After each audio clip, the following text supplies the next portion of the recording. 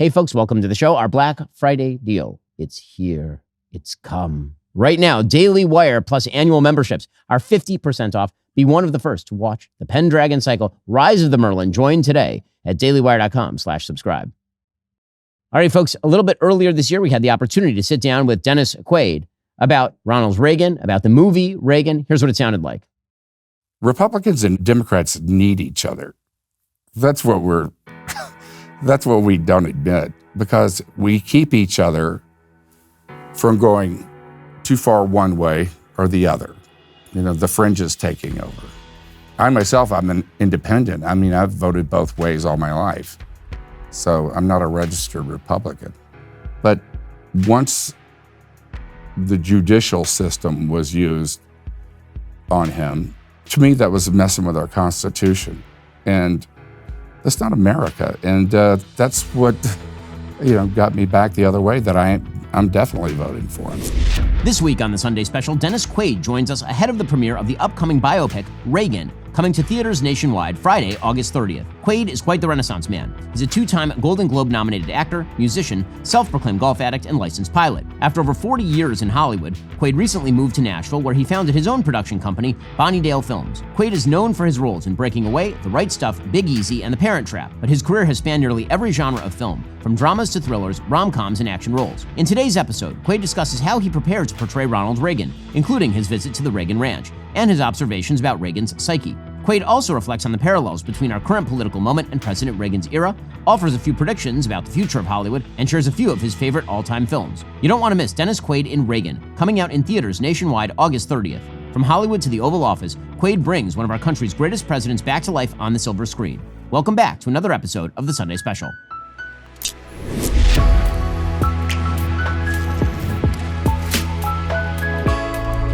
Dennis Quaid, thank you so much for stopping by. Thank you, Ben. Thanks for having me. Yeah, absolutely. So let's jump right into it about the film. So obviously, it's the first biopic of Reagan, which is in and of itself totally insane. He's one of the most historic presidents in American history. He left office when I was 4 years old. I'm now 40. So why don't we start with, what do you think took so long? Why didn't Hollywood do this earlier? He was a Hollywood guy. You would imagine it's a pretty good Hollywood story. What took Hollywood so long to make this film? Yeah, no kidding. That's a really good question, and I don't know if I can really answer it, but I do know that this script, Mark Joseph, who was like the producer who really championed this thing, he's had this script since 2008. I think that's when it began, and then it was a question of financing and everything, and I don't think the studios really wanted to make it. There wasn't much interest around for it, and so he basically independent financing, which I'm really glad that we had, to tell you the truth, because we had control over the story. And I was first asked to do it in, it was 2017 that Mark came to me. And it took me a while to say yes, to tell you the truth, because Reagan was my favorite president. I mean, I lived through all this. I voted for Jimmy Carter in 76. That was my first time I could vote. But then I voted for Reagan in 80, and I went back home there in California. My roommate said, "Who'd you vote for?" I said, "Reagan." He said, "You're kicked out of the hippies." So I turned in my card, and that was it. So you get the script, and you're thinking about it. What were sort of the considerations as to why you at first didn't want to do it? Obviously, you said your favorite president, but were there career considerations also, given the fact that Hollywood is pretty famously not super receptive to warmth toward even mildly right of center ideas? Well, as far as all that politics of it went, no, that didn't really come into my thinking about it. I said, shiver of fear went up my spine when they asked me to do it, because Reagan's like Muhammad Ali. Everybody in the world knows what he looks like, walks like, talks like. Everybody's got a story. Everybody, they all have an opinion. I mean, negative or positive about him, but at the same time, he looms large in anybody's life that's over like 45, 50 years old, and so that I didn't want to do an impersonation. I guess I was a little afraid of being judged, and I didn't really think I really looked like him or could get there, and so it took me a while, but mainly it was about putting all the exterior stuff aside, for me, it's acting is about what makes people tick, and you have the public persona, but you have to be able to get behind that as an actor in order to make someone come alive and not just be an impression. So let's talk about that. That took a while. Yeah, so I didn't say yes and I didn't say no. So how do you get into Ronald Reagan's head? Obviously, you have writings by Ronald Reagan, you have biographies of Ronald Reagan. Right. How do you go about doing the research into playing a real life gigantic figure like that? Well, before I said yes, I read a couple of biographies about him, besides having lived through all of everything I lived through, And but then I got invited to the Reagan Ranch, which was the Western White House back then. It's Reagan bought it after he was governor of California.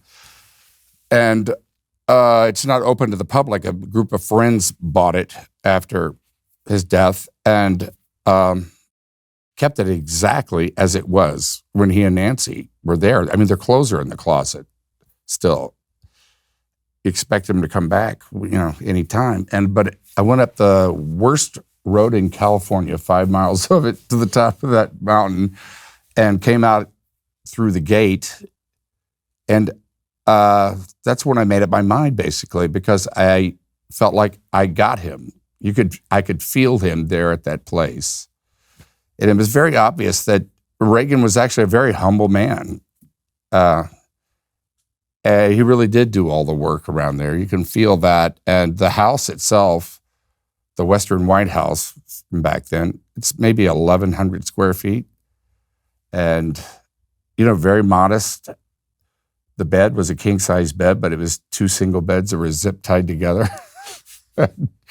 It was, you could just feel both of them, he and Nancy, in that place. And that's where I made up my mind to do it. One of the things that's fascinating when you read biographies of Reagan is that pretty much everybody who knew him, maybe except for Nancy, talks about him having this sort of inner reserve. How he would, he would be in the room with you, and obviously he would interact with you, but there was a part of him that he sort of kept behind a wall. What do you think that was? That's the thing between the impersonation and getting to the person, about what makes them tick. I've played several real people in my life, and I feel like I have a responsibility to those people to whether it be Doc Holliday, who's not even alive anymore, or Jimmy Morris in the Rookie, to do it from their point of view, because that's the way we live our lives, from our point of view. And there was that thing of Reagan. I heard from everyone that knew him that there's this impenetrable space that he always had. That this is the great communicator. You're quite jovial of a person, but there was this place that you couldn't get past as well, a very private place. And I think that was always there with him from childhood, really. And I think it had something to do with people. A lot of people coming at him. As far as, being so public, he had to have that, even in a crowd, to be able to have his privacy, in a sense.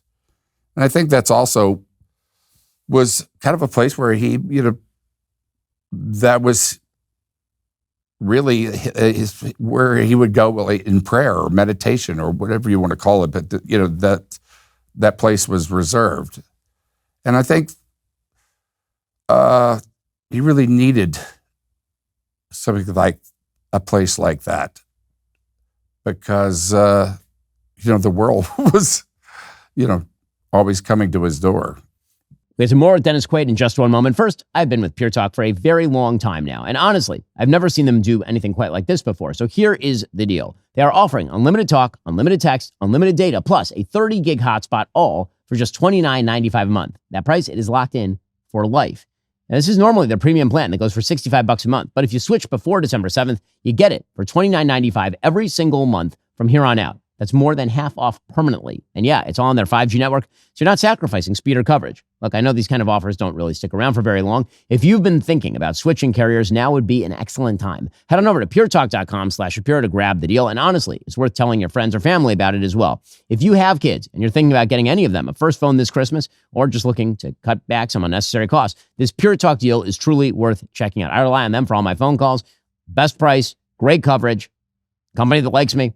What do you have to lose? Make the switch in as little as 10 minutes. Keep your phone, keep your number, start saving with unlimited for life for just $29.95 a month. Again, that's puretalk.com/Shapiro to switch to my wireless company, Pure Talk. Taxes and fees not included. Some restrictions apply. See puretalk.com for details. Offer ends 12/7/2025. Also, sleep is your secret weapon during cold and flu season. It is literally when your immune system does its work. But here's the thing. You can't get that deep restorative sleep if you're tossing and turning on the wrong mattress.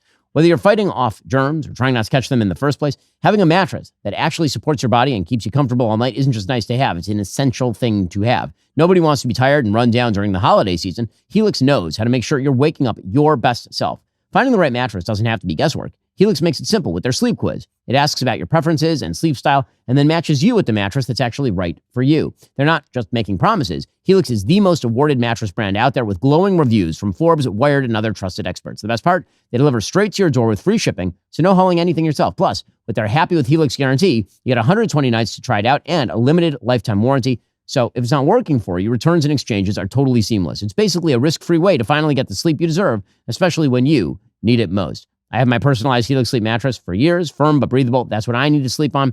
But that might be different for you, which is why they make a different mattress for you. Go to helixsleep.com/Ben for 27% off site-wide. That's helixsleep.com/Ben for 27% off site-wide. Make sure you enter our show name into that post-purchase survey so they know we sent you. That's helixsleep.com/Ben. And that goes all the way back to his childhood. I mean, obviously, he had an incredibly rough childhood. His father was not around when he wasn't good. He grew up not wealthy at all. He's a true American legend in terms of his success story and in terms of the trajectory. But you carry that with you, I would imagine. That sort of damage you carry with you your whole life. Right. I mean, having an alcoholic father like that, and that you're having to take care of. He dragged him. He was passed out on the porch a couple of times. Had to drag him inside, and I just that kind of puts a protective coat on you, I think, as a child, because you feel in a way responsible for the parents in a sense. And his mother certainly had a big effect on him. His mother, like my mom, really was the rock in his life. And so in some ways I could really relate with Reagan, because my dad was an alcoholic. There's certain degrees of it that are around, but he was an alcoholic, and my mom was kind of that rock for me as well. So as you say, you don't want to do an impersonation, but you're saying some of the most iconic lines in the history of American politics and American life. So how do you do that balance? How do you be Reagan without being a Saturday Night Live performer who's just doing a weak version of the Reagan act, kind of? Right. Yeah, that was the fear, that Saturday night version, because he comes up. But that like I said, that had to get down to playing the emotions of the scenes and what they were, and really getting down to the person. That's the person that has like insecurities, like all of us have, varying degrees of self-esteem, and the way to find a way into that. Like, I'm an actor myself, and Reagan as an actor, I don't think he ever got to the place that he wanted to be as an actor. I think he kind of felt not a failure, but he just never really got there. Whether it was because Jack Warner never gave him the parts, but John Wayne really had his slot. So he was kind of relegated to B movies, and he was also married to Jane Wyman when his career was really going down at the end. Hers was skyrocketing. She won an Academy Award, and, say what you want, but I think that kind of does something to your own sense of self-esteem or whatever. I related it in my life. I was married to Meg Ryan, and, my career was kind of going like that, and hers was, going like that. You want to say, well, I'm above all that and stuff. But you're a human being, you know. You question yourself. And, but also out of that, you know, his career going down, he became vice president and then president of the Screen Actors Guild, which is a job you don't really aspire to when you're starting out as an actor, you know. But it's amazing how God works. You know, I think that's where Reagan found his purpose. And, you know, he becomes president of the Screen Actors Guild. He's fighting the communists from within while protecting the actors who may be ideologically diverse inside the Screen Actors Guild, which is not an easy balance. No, it's not. In fact, a little tidbit, you know, we have great health insurance actors, the Screen Actors Guild. I mean, like the best. It was Reagan who got us that. Fought for it for 9 years, and he got it. And he did fight communists. And, you know, it was kind of like people took that as a wives' tale or something. Communists infiltrating, you know, the unions and everything. But, you know, when the Soviet Union fell, you know, all those papers came flooding out. Lo and behold, they actually were trying to take over the unions in Hollywood. And Reagan takes charge of that. And then, of course, he runs for governor of California. But before he does that, he goes on this GE tour where he's going all over the United States and he's talking about politics frequently, like every week, doing these speeches, really getting himself familiar with the material. I think one of the great rips that his critics have is they pretend that he was an idiot or that he was uneducated or he didn't know anything about politics, that he was a dilettante. He read widely and broadly. He educated himself. He really did.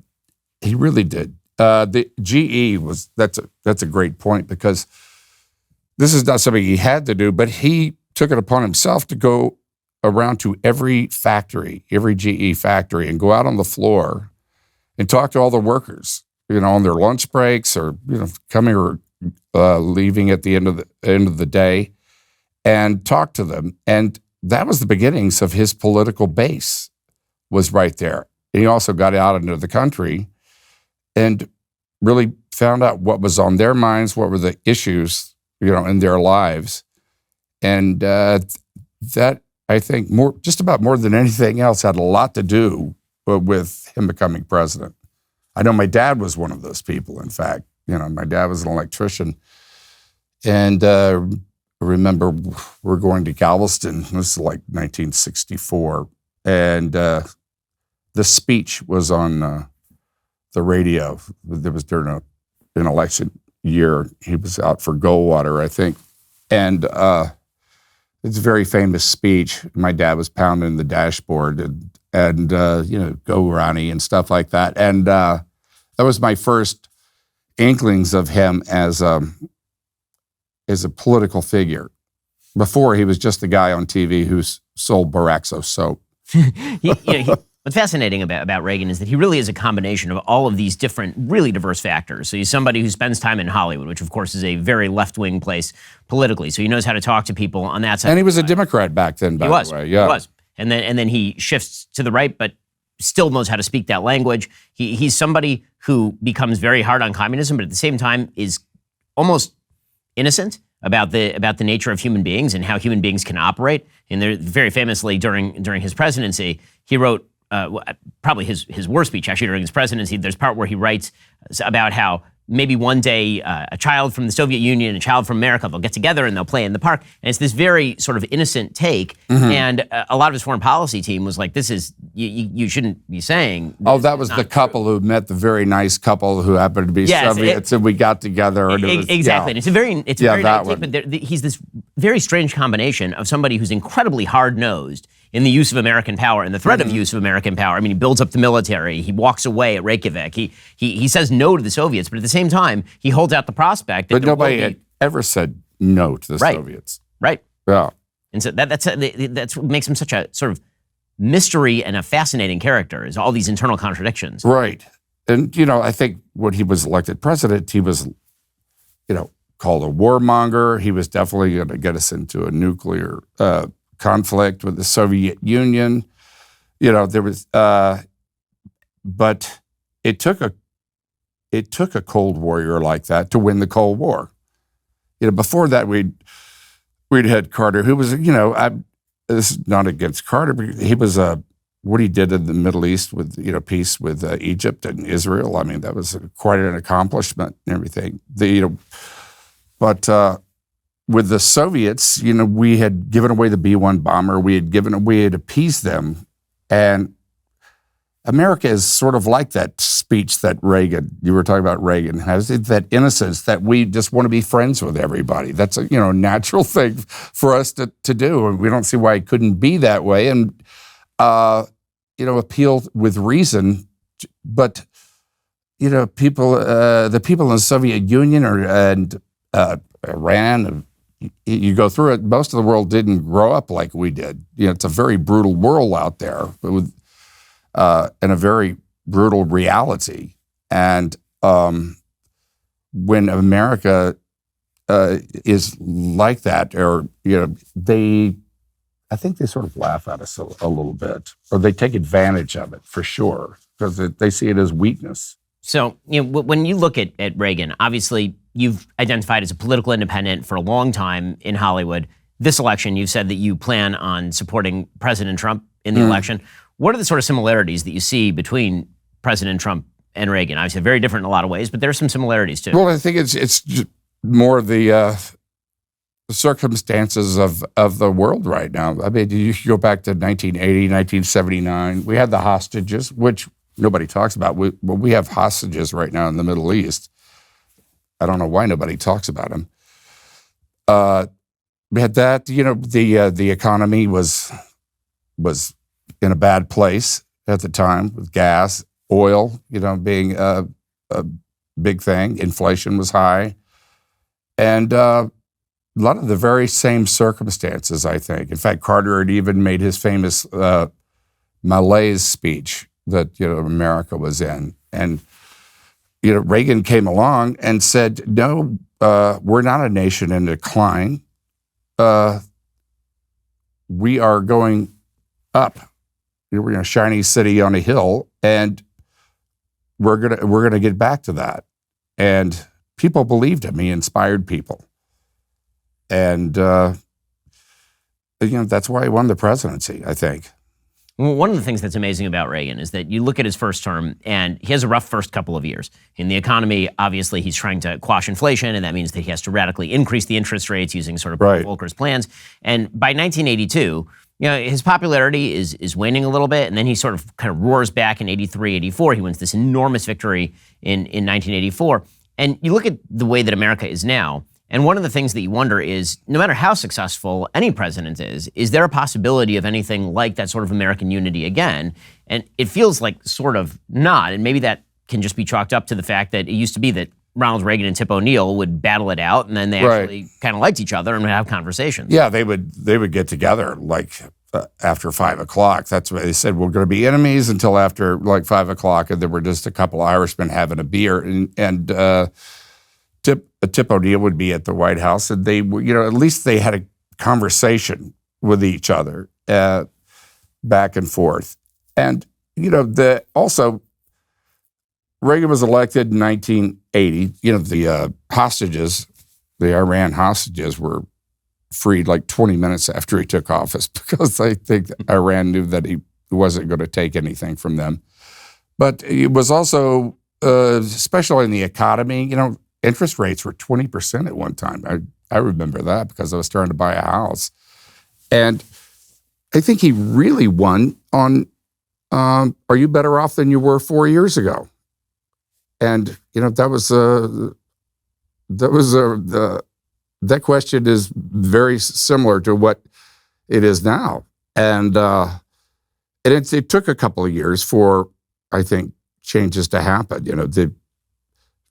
You see progress in something. It's not going to change overnight as far as, inflation and the economic policy that was put into effect.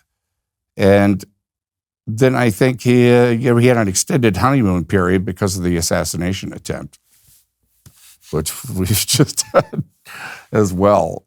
And but once things got going, I think you saw a lot of activists from the 60s who had grown up and were now on Wall Street. They I guess the Reagan Democrats, you could call them, things started to change.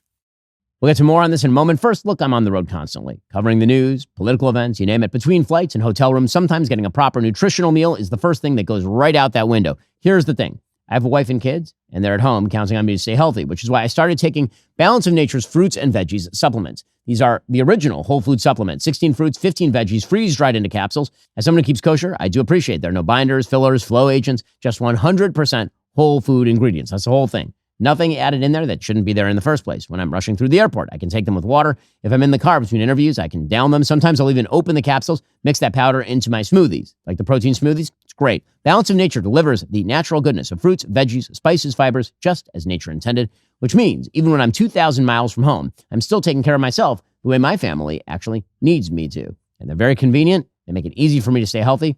Plus, they're launching fantastic new products. Balance of Nature's freeze-dried snacks, 100% real fruit, bananas, mangoes, pineapples, strawberries, freeze-dried to lock in that flavor and give that perfect crunch. On Black Friday weekend only, head on over to balanceofnature.com, get a free variety snack pack plus a free preferred customer membership with your first set of Balance of Nature supplements. Head on over to balanceofnature.com to claim this limited time offer before it ends on Cyber Monday. Also, Legacy Box's Black Friday sale, it is here. Better Homes and Gardens called it the most sentimental gift of the season for excellent reason. There's something special about bringing old family memories back to life, seeing yourself as a kid with your parents. Right now, they're offering 65% off, so more families can finally digitize those priceless home videos and photos. It's their biggest discount ever. Kits start at just $27. If you've been thinking about preserving those old memories, now would be the time. Legacy Box makes it super easy to bring your old memories back to life. Just pack up those VHS tapes, camcorder tapes, old photos sitting in the closet, and then send them in. Their team digitizes everything by hand right here in the U.S. They've done this for over 1 million families, including my family, and then sends it all back on a thumb drive or the cloud, plus your originals. Here's the best part. Imagine gathering the family this holiday season, watching all those old Christmas mornings on your TV, the grainy home videos of your kids unwrapping presents, your parents looking decades younger, all of it protected forever from time, mold, whatever else life throws at it. Again, I've done this for my parents. It's amazing watching my parents respond to seeing themselves as kids on video with their parents. Legacy Box's Black Friday event is here. They're giving our listeners their best deal of the year. LegacyBox.com/Shapiro to save an unreal 65% with the limited quantities ready to ship. This deal will go fast. That's LegacyBox.com/Shapiro for 65% off. LegacyBox.com/Shapiro. Have you felt a lot of blowback from sort of your social circle? I know that you don't live in Hollywood anymore, but coming out and saying that you're planning on voting for President Trump is not necessarily the most popular sentiment in Hollywood, for sure. Well, I have my friends, and our relationship is quite solid with that. And I don't know, there's got to be a conversation. It's just, a lot of actors have been told to shut up in Hollywood. Just don't say anything because it's going to affect you getting a job or this. And why is it okay for say Michael Douglas to go on talk shows and talk about Biden and yet you can't be for Trump. That's not the way America works. We've got to have a conversation about this. It used to be, even back in Reagan's day, you would have liberal Republicans, you had conservative Democrats. So the lines weren't so blurred as they today. It's just black and white. And we've got to get, more than anything, we've got to get back to being able to interact with each other. Republicans and Democrats need each other. That's what we don't admit, because we keep each other from going too far one way or the other. The fringes taking over. I myself, I'm an independent. I mean, I've voted both ways all my life. So I'm not a registered Republican. But what I saw I wasn't going to vote for Trump either, because I thought, things needed to really settle down in this country. And there were a lot of other candidates that I thought would be good. But once the judicial system was used on him, to me, that was messing with our Constitution.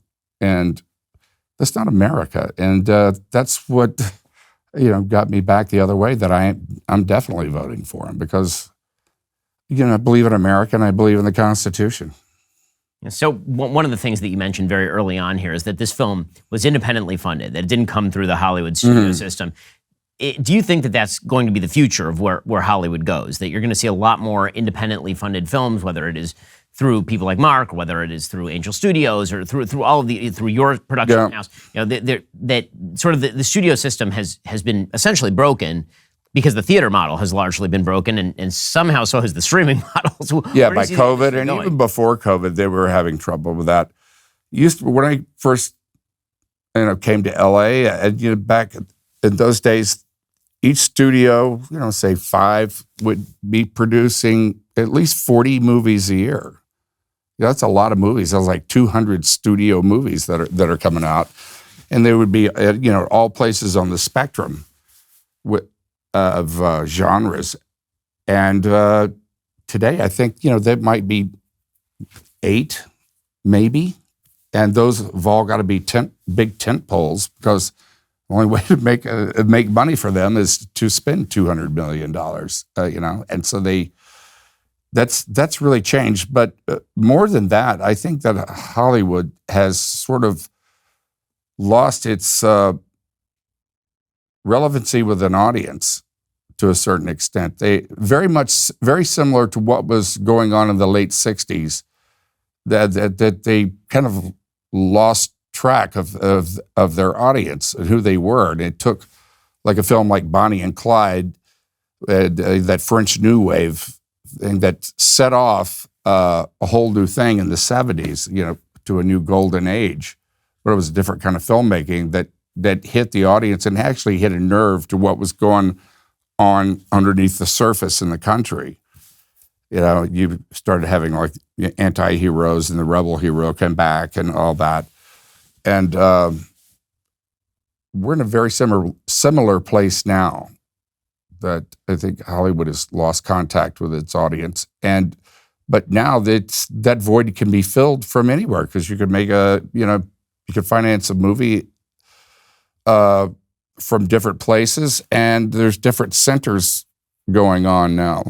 What Taylor Sheridan is doing in Texas, and what's going on in Georgia. There's a whole. If I was a young actor today, I wouldn't go to LA. I would go to Atlanta, because they're casting the smaller roles there. They're not going to fly people, from LA. And that's where I'd start. But that's the start of an industry there, because people are going to wind up living there and moving there, and they're doing quite well. On a sort of narrative level, it's sort of fascinating, just the history of Hollywood, how it went from heroes to anti-heroes in the 70s, and then it was kind of stuck in anti-hero land until now. I mean, you have superheroes, but those are the only kind of heroes that you can depict on screen. That's one of the things that makes Reagan different, is that Reagan's an actual heroic figure that you put on screen. And that feels almost like a throwback, just because you have a biopic where the person isn't being treated like crap, where the person isn't being treated as some sort of evil person under the rise, the boop. Right, exactly. Or it's J. Edgar Hoover, and secretly it's about how he cross-dresses, and the real sultry stuff is the stuff. It's a different sort of throwback feel to biopics of, say, the 30s, 40s, and 50s, where you're very much so. A good person. It reflects Reagan, and it reflects the eras in which he lived and thrived. And for instance, the love story of he and Nancy is very central to the movie. Reagan probably wouldn't have been president if it wasn't for Nancy. It was just the strength of their relationship was, which is very rare. So there are a lot of amazing scenes in the film. Which one of them was sort of your favorite when you think of the most interesting and fun to film? Which one comes to mind? The debate between he and Mondale, which I thought was a piece of theater to begin with. He and Mondale already had the first debate, where Reagan had been, kind of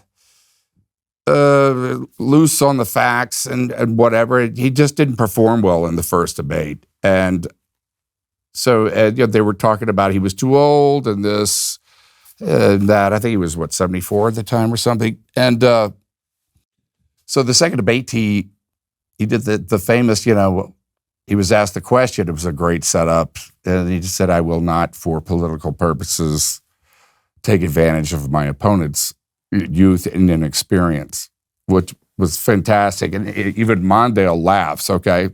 He knows he's lost the election with that. But Reagan did something even better, is that he said that, and then I call it the Jack Benny. He reached over and took his water and took a sip of it just to let it breathe. You let it breathe. And it was beautiful. So, let's talk about sort of your journey, both in terms of life and in terms of acting, because, on a personal level, I first saw you in film with Breaking Away. So I grew up on what would now be considered older movies. My parents and I would go over to Eddie Brand's Saturday Matinee, which was like the big kind of video rental place in North Hollywood, and we picked up all these movies. So you saw it in VHS, of course, or Beta? No, VHS. I'm not of the Beta generation, but yes, the VHS, and wore out the tape on Breaking Away. So how did you actually break into the industry? What got you interested in acting in the first place? Well, my dad was a frustrated actor, among other things, and my brother got it into it first, and he did The Last Detail. We were both. I was in high school drama and stuff like that. He did The Last Detail, and it kind of made me, oh, wow, you can actually do that. You could actually go there and get a job doing that. And I really fell in love with acting in college. There was a particular teacher that was also my brother's teacher, Cecil Pickett was his name, and he taught. The great thing about him is it was exactly what I said. It was about what makes people tick, and what's on the outside, the way they walk, the way they talk, mannerisms. What causes that? What's the psychological reason that they do that leads you to the inside of somebody? And so I went out there when I was 20, 21 almost, and sent my picture around to every agent and got rejected. So I just started calling up casting directors. There'd be this thing in the back of the Hollywood Reporter, films in the future, and it would list the producer and the director and stuff and the casting director. So I would just started calling them up, and I got turned down like 8 of 10 times, but 2 of them would see me. Then went in to see them, and then I'd stare at my shoes for the first couple of interviews until I got used to talking. And then one of them got me an agent, and then I got a job a couple of months after that. But Breaking Away was really the first movie that it made things a lot easier for me, and that really, I think, connected with audiences. I really love that movie. It was such a great experience to do it. Peter Yates is written by a first-generation Czech, directed by an Englishman, and I think that's what gave the movie its charm, because it was, they saw America better than we did, I think, in that middle part of America, and it really had a charm to it, and it still holds up. I saw it about 4 months ago. It really it's great. Still holds up. The script is terrific. You're great in it. Yeah. Everybody's great. Yeah. I mean, really, all the way top to bottom. And it is such a pro-America film. It really is a pro-America really is. film. Peter Yates, who directed it, he directed Bullet. Right. And he taught all 4 of us guys film acting. He was very fatherly and mentorish with us. And I mean, all throughout. And I remember the night of the opening, of it. It was kind of like the first film of the 80s too, I think, in a way of, youth. Going to the theater, and there was a line around the block. And, audiences smell movies, or they used to, because that was back in the day. They didn't have any social media, just be an advertisement in the newspaper. There was, no television ads or anything like that. I don't know how that happened, but it was kind of magic the way it used to happen. How an audience could smell a good movie. We'll get to more in a moment. First, it's very simple. The left wants your money and your compliance. You don't have to give them either of those things. Black Friday deals are live right now at Jeremy's Razors, and we are taking up to 50% off. You want a full year of shaving? That's $49.99. That's it. No games, no virtue signaling, just a razor that works. And if you're ordering over $100, free shipping. These razors are built for dudes who don't back down, the guys who show up, work hard, and refuse to cave in to the nonsense. Head on over to jeremysrazors.com right now. Don't wait. Black Friday doesn't last forever, but your commitment to not funding woke corporations, that's permanent. jeremysrazors.com. You started off doing acting in college, and you mentioned there the difference between stage acting and film acting. I have, unfortunately, for the audience, cameoed in a couple of movies that we've made, and I'm a terrible actor. Oh, really? Absolutely. I've got to see this. You should not. For your own sake and for mine, please do not. I mean, you can watch the movies, but you should fast forward the scenes that I'm in. And the question that I have after my vast and extensive acting experience, which of course is similar to your own, how do you bring it every take? I mean, like that's a hard thing to do. And how do you maintain a character across an entire span, like in Reagan, you're spanning decades. How do you extend that, especially because for those who have never had the experience of being in a film or watching a film get made, it's all filmed out of sequence. It's not as though you're filming it chronologically through time. How do you maintain a character through that when you have to be at point C in a character development in this scene, and then the next day you have to be at point A in that same character's development? Or in the afternoon. Well, right. I mean, for one thing, you have the luxury of take two, which we don't have here. Or do we? And, but it's, I don't know, it's something, first time the camera came in on me, I remember in the first film, it was just quite intimidating. But it's about just really learning to just be in the scene. I do all the research I can and character development with Reagan. I had wound up having a couple of years really before we even started filming, which was great. But the voice, in the early part of his life, like you see him in Hollywood at the House of Un-American Activities, his voice is way up there, and it's very, very, talks a lot faster, and it's, I believe our system can take it, that's a long way from, getting to the later years where he speaks a little slower, but a little wiser. So it's just all those nuances and, little things like he had a crooked smile, which had something to do with maybe, nerve damage from childhood or whatever, or, the psychology to it. And he kind of either knowingly, it may have been unknowingly, because they taught you how to walk in Hollywood, when you became an actor in the studio system then. You had to have a certain walk, and his was very similar to John Wayne in a way. And so little things like that, that all add up. And then you just have to, in the end, just trust it and just go dive in. So, in terms of acting methodologies, obviously, we talked about method acting. My favorite sort of method acting story is the old story about from Marathon Man, where Olivier is with Hoffman, and Hoffman is acting like his character for the entire time. Well, coming out of character, he just is living in the character. Yeah. And then Olivier looks at him and said, "It's called acting, young man." Yeah. So what? Too much work. So how do you address a part? I mean, obviously there are people like Daniel Day-Lewis who live in the forest with a bow and arrow for 3 months to prepare for The Last of the Mohicans or whatever. Does he still? He might. I don't know. Yeah, I know he doesn't want to work. He says he doesn't want to work, but anymore. It really kind of comes down to, that's kind of like, I guess when you get asked these questions and stuff like that, you kind of give responses like that and try to put it into a method or a way of work. But I find that most people I work with, and myself too, is just, you come to work and you've been hired because they think you're right for the part. And you do your work, you do it, and then you just do it. I guess I used to think a lot about, when I was younger, I used to angst about technique and this and that and the other, but I think it's part of just like learning it and then forgetting it. And then you just go do it. Like you do your show every day. You know what I mean? Sure, you do your show differently than when you first started doing your show, when you got into the business, right? You don't angst about as much stuff as you used to, because it's become very natural to you. And great thing. It's a really great job to have if you can get it. It's great work if you can get it, being an actor, because it beats working for a living. So you entered Hollywood, as you say, really, really young. I mean, 20 years old and you're already starting to get movies and you do Breaking Away.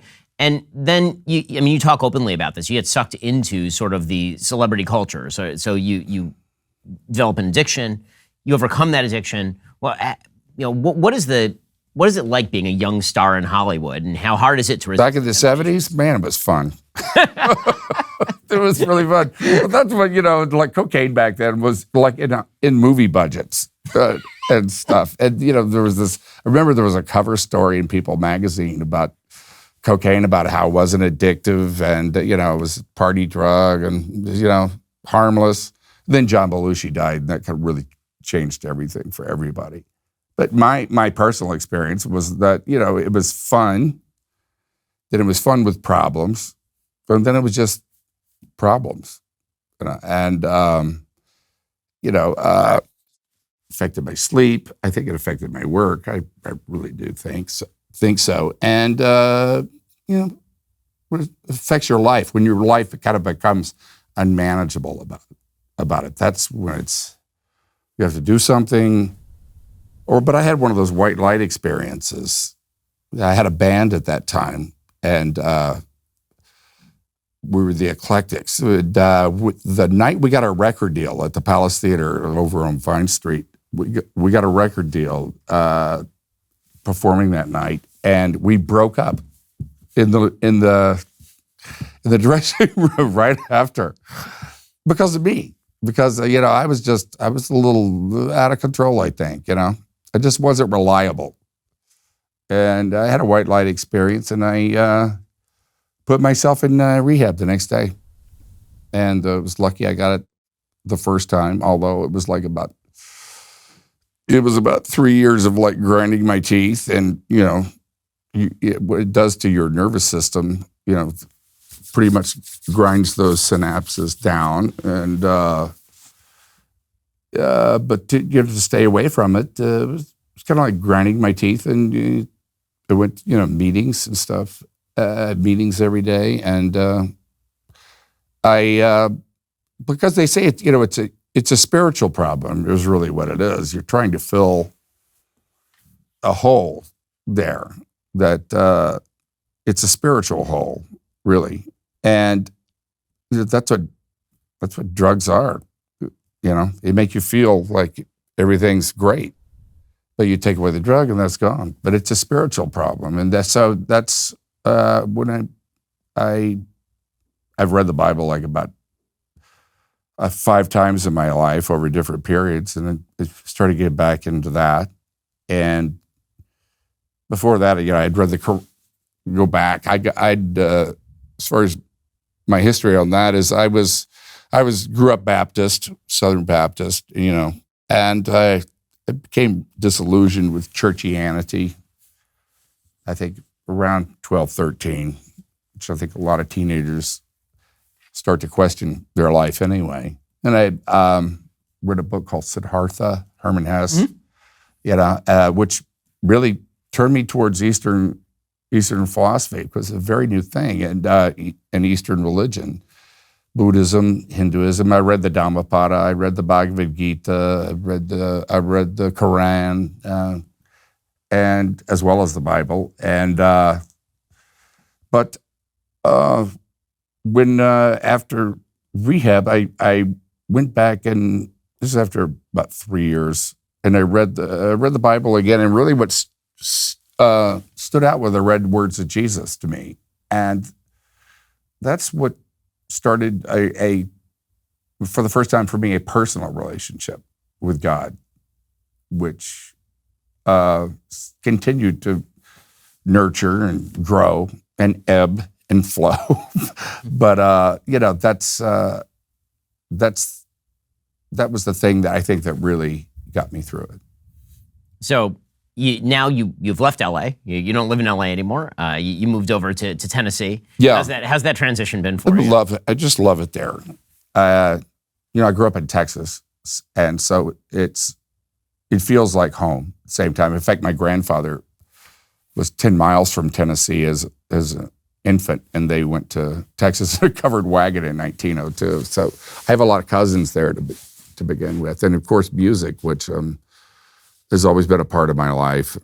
I have great friends there, and I just love the way of life. I didn't even know about the music. So you're a guitarist or what? I play guitar. I've always played guitar and piano. I mean, I did Great Balls of Fire, Jerry Lee Lewis. That's another great thing about being an actor is you get to go into all these doors that say authorized personnel only. Yeah, Jerry Lee Lewis was like one of my teachers, one of my piano teachers. So get to do a lot of really fun things when you're an actor.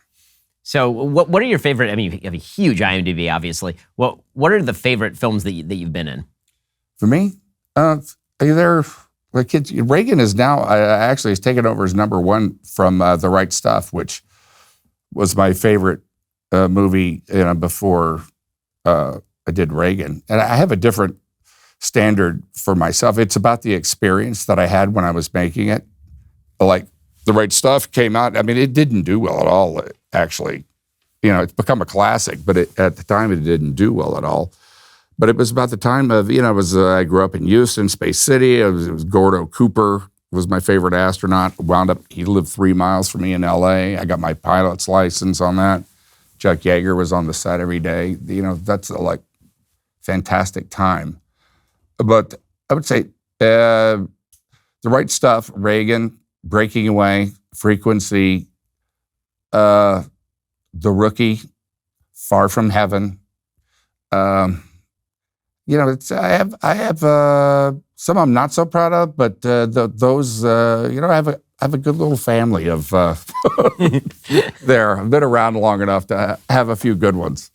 The Parent Trap. Mm-hmm. Parent Trap gave me a new whole second career. Yeah, no, my sisters grew up on that film. Yeah, I will admit I've watched it more than once. Yeah. Actually, everyone, all my producers in the back are cheering right now. Yeah. I just showed it to my kids 2 weeks ago. Maybe we were on vacation, and my daughter and her cousins wanted to watch it. So right. Well, I tell them, I say I used to be your babysitter. They grow up because your parents would put it on. You'd watch it 40 times while they were in the other room doing what they wanted to do. Exactly. How would you deal with failure? Obviously, we all deal with failure, and I think that's the side of American success that people don't often see, is all the failures that lead to the successes or that are the after effects of a success. How do you deal with you put an enormous amount of sweat and toil into a movie, and it doesn't end up being what you want it to be, or it fails at the box Very office? disappointing, man. It goes right to your self-esteem and everything. Failure does, and people don't like to talk about it or whatever. But it's failure actually that if you survive it, you get up off the floor. It's actually can make you better. I think everybody's got to have failure in their life, and it's about sticking with something. I think. I think that's half of the thing about even wanting to be an actor. You're kind of set up for failure just to try to become an actor. There's 40,000 actors in the Screen Actors Guild. Only 1% are working on any given day. You just got to figure you're going to be one of those 1%, and no matter what, you got to have a tough skin to a certain extent too, but also acknowledge what was wrong with something. So you talked a little bit earlier about the fact that Hollywood needs to tell some different types of stories. Obviously, Reagan is the beginning, I think, of a lot of that. It's a huge movie. It's sprawling. It's awesome. People who don't know Reagan's legacy are going to learn more about Reagan than probably they would through any other medium. The movie will reach more people than anybody will ever read a Reagan biography. Yeah, for sure. And that's very important. First off, the movie's meant to entertain. That's what it's supposed to be, And it's for those who are like your age, you get a glimpse into what this country used to be like. And for those like my age, you reminded what this country was and what it still can be, too. It was a great time as a nation for us. And we went through the very similar times to push through and become a nation that believed in itself again. That's what I would like to see, is for the American people who have great faith in, we start believing in ourselves again and in each other. So, what are some of the trunk projects that you've always thought would make great movies? Things that you wish somebody had made, but they've never made before. Because I know that anybody who even watches a lot of movies, they've thought, man, I wish they'd make a movie about X, Y, or Z. All right. Well, I have one right now on that I would really want to do about the Lakota Sioux, Crazy Horse. That story has never been told from the Native point of view. And I have a book now that is the oral history of Crazy Horse's family as told to this writer. And as the history goes back to the mid-1700s, there were 3 Crazy Horses. The first one was actually there when Lewis and Clark came through. The second, who was the father of Crazy Horse, and the intertribal wars and stuff, and then Crazy Horse, and then his great nephew was killed in World War I, and the family is there today, and it's a very interesting story told from their point of view. Okay, final question for you. I got to find out, what are your top 5 movies? Not the ones that you're in necessarily. It can be, but it doesn't have to. Right. You have to go to a desert island. You bring 5 movies. What? Well, Lawrence of Arabia. It's a masterpiece. Godfather 1 and 2. That's one movie. Yes. Okay. That's. I cheat the same way when asked this question. Yeah. You have to. Man, you get me started on Scorsese. The Wizard of Oz is a beautiful film, what it means. And I really love that movie Lion. Yeah, it was small, but it really was huge in my mind. And The Notebook. Because it took me a long time to watch that movie, but it gets me every time. I can't believe it. Well, the movie is wonderful. You're wonderful in it. And thank you so much for taking the time to stop by. I really appreciate it. Thank you, Ben. I really had a good time, man. Thank you. That was awesome.